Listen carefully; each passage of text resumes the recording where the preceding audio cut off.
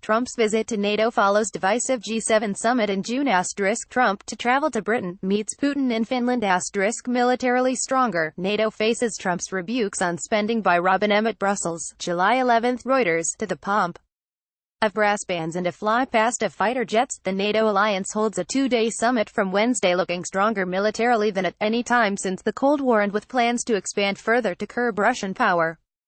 But though NATO has much to be triumphalist about as it stages its first biennial summit at its new billion-dollar headquarters in Brussels, many summit leaders paradoxically appear anxious as they face the alliance's de facto leader, Donald Trump, who brings with him tough talk on defense spending. Accusations that Russia is trying to destabilize the West with cyber attacks and covert action have laid the ground for the North Atlantic Treaty Organization's biggest expansion for decades, backed by a surge in U.S. defense spending in Europe. The meeting brings together more than 40 heads of government including the 29 allies and non-member partners from Finland to Afghanistan, underlining the organization's reach. NATO is also set to expand again, inviting Macedonia to start accession talks and defying Russian warnings against enlargement of the US-led bloc deeper into the Balkans. But Trump's comments about many allied governments not paying their way in the alliance in exchange for the US umbrella has thrown many summit leaders on the back foot.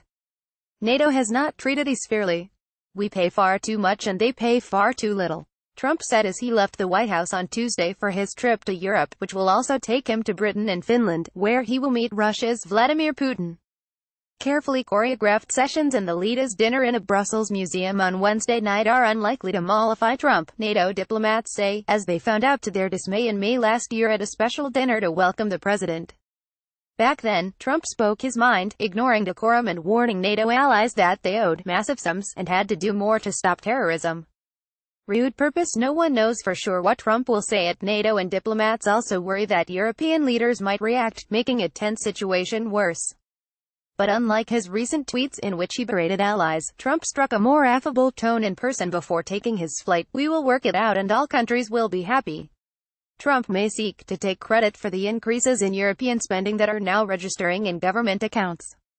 NATO agreed in 2014 that each member would boost military spending to 2% of its gross domestic product by 2024.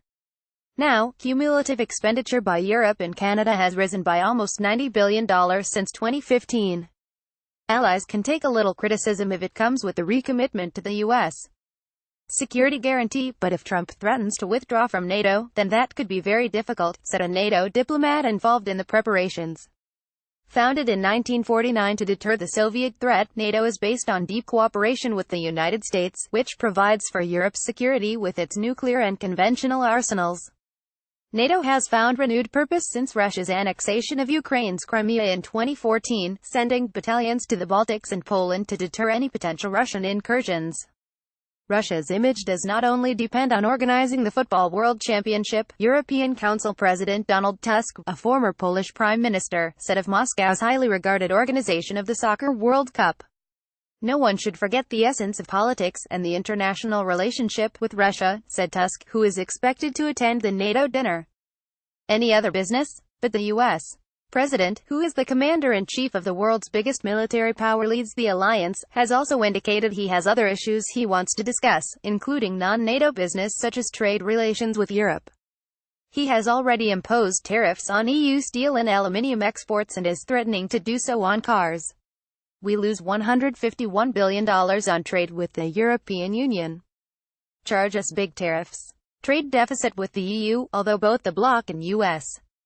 government say the figure is lower when including services such as finance, where the United States has a surplus. Following the divisive Group of Seven meeting in June, where Trump rejected the final summit statement, NATO envoys have left nothing to chance, negotiating the Brussels summit declaration meticulously days ahead and locking in policy decisions on Russia and Iraq. At least one senior White House official has signed off on the NATO summit statement, one NATO diplomat said, which will contain a commitment to the 2% spending goal. Trump's position remains unclear. He can nullify everything with a tweet, another NATO diplomat said.